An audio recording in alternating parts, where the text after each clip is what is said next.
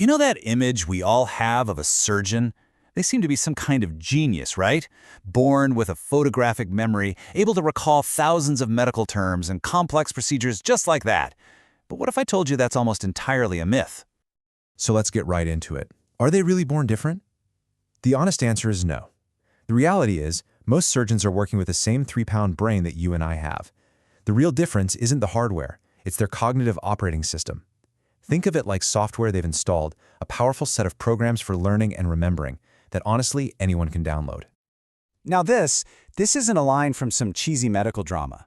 This is the real story of Atul Gawande, a guy who would go on to become one of the most celebrated surgeons in America. His journey from that near disaster to absolute mastery, well, it reveals a system, a set of tools that anyone, and I mean anyone, can use to learn.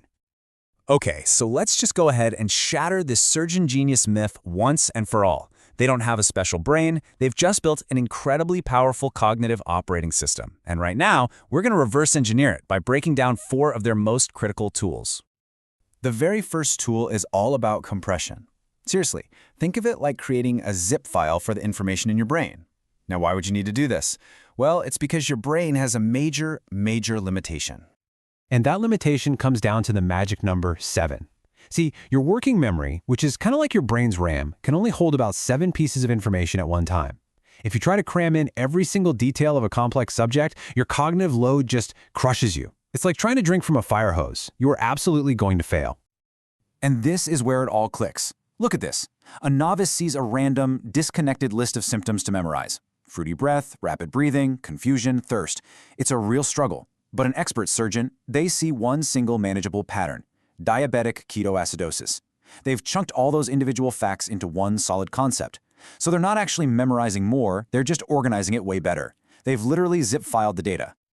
Okay, so compressing information is a great start, but it's not enough. You have to lock it in. And that brings us to the second tool, which is all about interrogation, a way to make forgetting almost impossible. So here's the trap that almost all of us fall into. We reread our notes, the words look familiar, and we think to ourselves, yep, I got this, I know this. This right here is the illusion of competence. You're mistaking recognizing something for actually recalling it, and it is one of the biggest roadblocks to truly learning anything. And check this out. The proof is right here. A 2006 study showed that students who actually tested themselves, a technique called active recall, retained 50% more information than students who just passively reread the material. That is not a small difference, people. That is a massive, game-changing advantage. Let me put it this way. Passively reviewing your notes is like walking into a gym and just looking at the equipment. Active recall, forcing yourself to pull that information out of your own memory, that is the actual workout. One builds false confidence. The other builds real mental muscle. And surgeons don't just read, they test themselves relentlessly. And here's the key. You have to embrace being wrong. It's actually a good thing.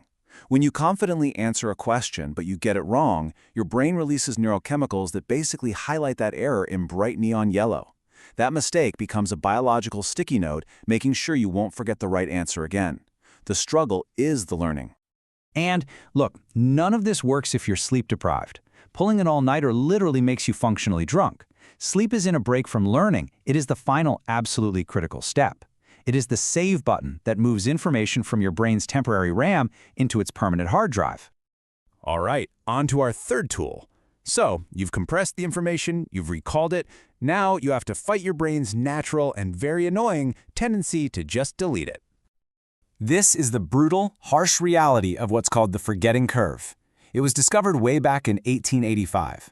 After just one day, 24 hours, nearly half of what you worked so hard to learn is just gone, vanished. And oh, it gets so much worse. After a week, that number can jump all the way up to 90%. Your brain is basically a leaky bucket. And if you don't actively and constantly plug the holes, all that knowledge just drains right out.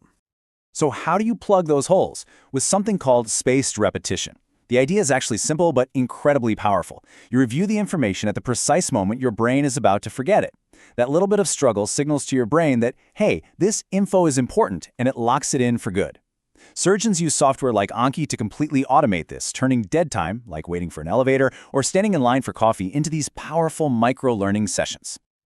Okay, so we've covered compression, recall, and spacing, but this last tool, This is the one that separates the truly elite from, well, everyone else. It's not just about practicing, it's about practicing with purpose. You see, surgeons don't just get thrown into the deep end, they climb a ladder.